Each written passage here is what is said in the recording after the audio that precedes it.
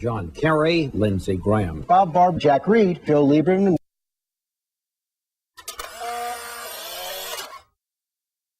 For a long time, Senator Obama said, let's get those troops out as quickly as we can, regardless of what's happening on the ground.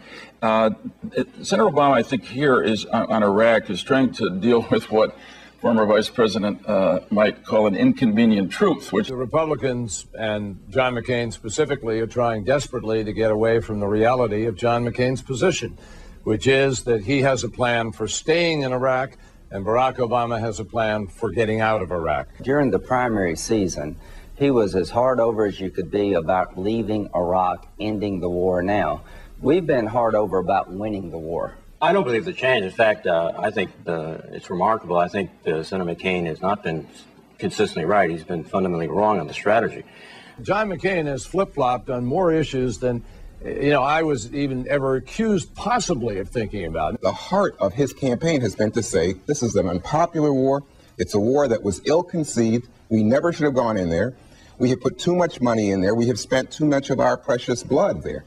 And suddenly he's saying, no, you know what, I'm going to refine my position. Well, what do you think he's going to do? Is he going to end up, doing whatever? He can weather this. Yeah. This is, the left-wing base is not going to go vote for McCain. He has a partisan resurgent party that wants to win. our government is worried about the Iranians or the terrorists testing a new president. What I'm saying is we need a president on January 20th, 2009, who's ready to be commander-in-chief on day one. Well, Al-Qaeda is not waiting for our electoral cycle or our inauguration. If they have an opportunity to strike, they will strike.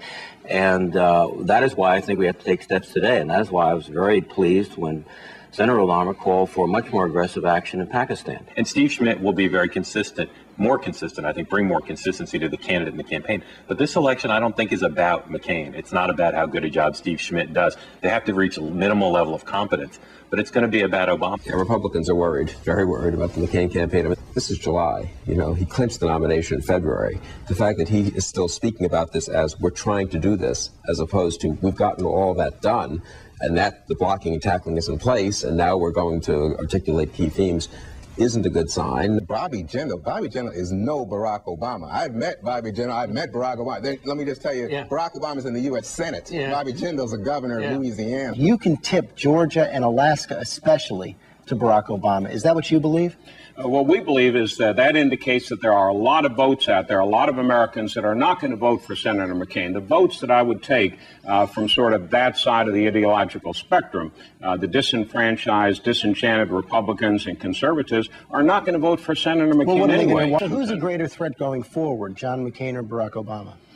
Each in their own way is very much a creature of the status quo, even though Senator Obama talks about change. Let's take a look at some polls to give a sense of where this race stands. This is the first poll this is a Real Clear Politics average of all the polls that show that it's tied 0-0. Talk too much.